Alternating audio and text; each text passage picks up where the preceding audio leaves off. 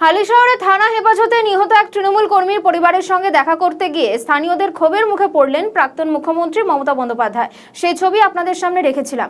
বীজপুর থানা এলাকার হালিশহরে পৌঁছতেই একেবারে ছোট ছোট স্লোগানও দেওয়া হয় প্রাক্তন মুখ্যমন্ত্রীকে ঘিরে।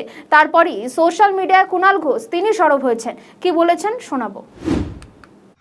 হালিশহরে আজ মমতা বন্দ্যোপাধ্যায়ের উপর প্রাক্তন মুখ্যমন্ত্রী, মহিলা মুখ্যমন্ত্রী বিজেপি যে কুৎসিত আক্রমণটা করেছে, বড় বড় পাথর ছোঁড়া, অপমানজনক অশ্রাব্য ভাষা, তাতে দেখলাম ওই অকৃতজ্ঞ বালিশ চাটন ঋত বড় বড় কথা বলেছে যে 15 বছর ধরে কি হয়েছে।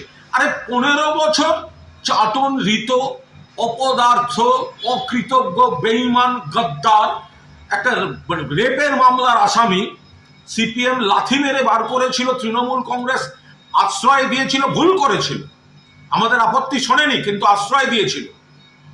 আজকে বলছে 15 বছর, তার মধ্যে তুমি 7-8 বছর কি করেছো? তোমাকে তো সিপিএম লাথি মেরে তাড়াবার পর মমতা বন্দ্যোপাধ্যায়, তৃণমূল কংগ্রেস এবং অভিষেক বন্দ্যোপাধ্যায় না থাকলে তোমাকে তো খুঁজে পাওয়া যেত না। তারপরে কোন কমিটি, তার সবেতন চেয়ারম্যান, তারপরে রাজ্যসভা, তারপর আইএনটিটিউসির রাজ্য সভাপতি, তারপরে এবারে টিকিট, তৃণমূলের প্রতীক মমতাদির ছবি ভুলে গেলে চাটন ঋত, বেঈমান, বালিশ চাটা মাল, যে আমি মমতা বন্দ্যোপাধ্যায় আর তার সুযোগ্য সেনাপতি অভিষেক বন্দ্যোপাধ্যায়ের প্রার্থী, আজকে 15 বছর দেখা